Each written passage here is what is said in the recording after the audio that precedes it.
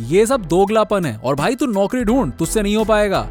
ये डायलॉग सुनते ही हर किसी के दिमाग में एक ही नाम आता है, अश्नीर ग्रोवर। वो शख्स जिसने अपने तीखे अंदाज और बेजोड़ जवाबों से सोशल मीडिया पर तूफान ला दिया। उनके मीम्स आज भी हर दूसरी गली में चर्चा का हिस्सा है। लेकिन क्या आप जानते हैं कि इस डायलॉग किंग के पीछे की असली कहानी क्या है? अश्नीर, जो कि भारत पे जैसे फिनटेक जायंट के को-फाउंडर रहे, उनकी जिंदगी किसी फिल्मी स्क्रिप्ट से कम नहीं। एक और उनकी काबिलियत ने उन्हें आसमान की बुलंदियों पर पहुंचाया, तो दूसरी ओर विवादों और आलोचनाओं ने उन्हें बार बार कटघरे में लाकर खड़ा कर दिया। उन्होंने अपने सपनों को हकीकत में बदलने का साहस दिखाया, लेकिन हर सफर में अपने तीखे तेवर और बेबाक अंदाज से दुनिया भर की नजरें अपनी ओर खींच ली। तो चलिए आज जानेंगे अश्नीर ग्रोवर के इस धांसू सफर की पूरी कहानी, उनकी कामयाबी का राज, उनका वायरल स्वैग और वो विवाद जिसने उन्हें देश भर में चर्चित बना दिया। ये सिर्फ एक बिजनेसमैन की कहानी नहीं है, बल्कि उस एटीट्यूड की है जो कहता है हार मानने वाले पैदा नहीं हुए हैं। तो दोस्तों तैयार हो जाइए, क्योंकि ये सफर है बड़े सपनों, बड़ी बोलियों और बड़े विवादों का। अश्नीर ग्रोवर का जन्म 1922 में दिल्ली में हुआ। उनके पिता अशोक ग्रोवर चार्टर्ड अकाउंटेंट थे, जिनका निधन 28 मार्च 2023 को हुआ। उनकी मां नीरू ग्रोवर एक टीचर हैं। बचपन से ही अश्नीर पढ़ाई में होनहार थे और उनका इंटरेस्ट बिजनेस व एंटरप्रेन्योरशिप की ओर था। अश्नीर ने 2002 में आईआईटी दिल्ली से सिविल इंजीनियरिंग में डिग्री पूरी की और 2006 में आईआईएम अहमदाबाद से एमबीए किया।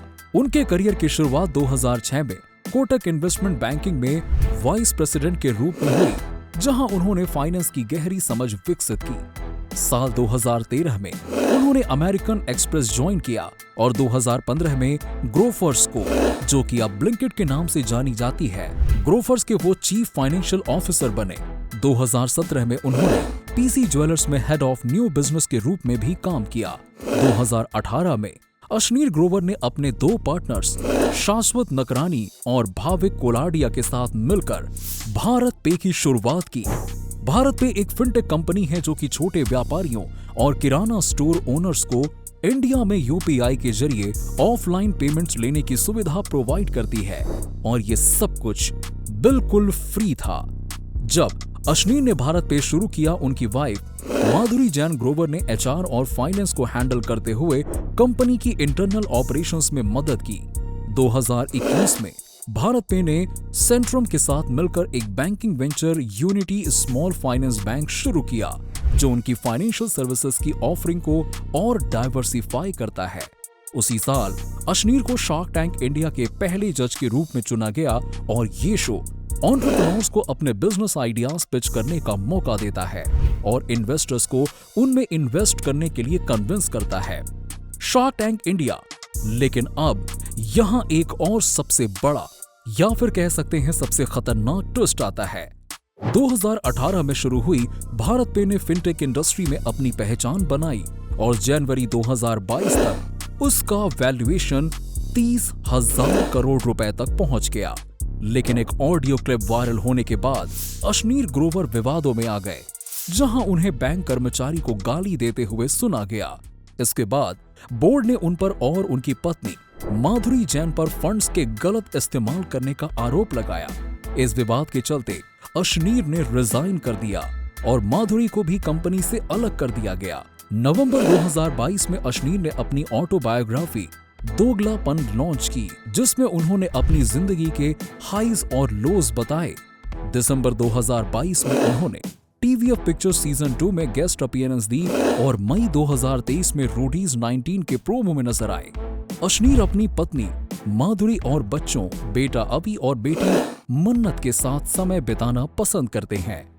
और अभी कहानी यहाँ खत्म नहीं होती। जैसे कि हम सभी जानते हैं कि अभी हाल ही में अश्नीर ने एक पुरानी पॉडकास्ट में कहा था कि उन्होंने सलमान खान को अपनी कंपनी का ब्रांड एम्बेसडर बनाया था और उनसे JW मैरियट जुहू में 3 घंटे तक मीटिंग की थी। लेकिन सलमान के मैनेजर ने उन्हें सलमान के साथ फोटो लेने से मना कर दिया, क्योंकि सलमान फोटो लेना पसंद नहीं करते। अश्नीर ने कहा था कि मैंने बोला फोटो मत ले, भाड़ में जा तू, ऐसी क्या हीरोपंती हो गई। इस वीकेंड का वार एपिसोड बिग बॉस में सलमान ने इस बयान पर अश्नीर से जवाब मांगा। सलमान ने कहा, मैंने सुना है कि आपने कहा है कि हमने सलमान को इतने में साइन किया। ये नंबर और बात दोनों गलत है, तो फिर ये दोगलापन क्या है? अश्नीर ने सफाई देने की कोशिश की, लेकिन सलमान ने उनकी बात काटते हुए कहा, जब आप गलत बात बोलते हो तो लोगों के सामने गलत इंप्रेशन पड़ता है, बाद में वही आपको परेशान करेगा।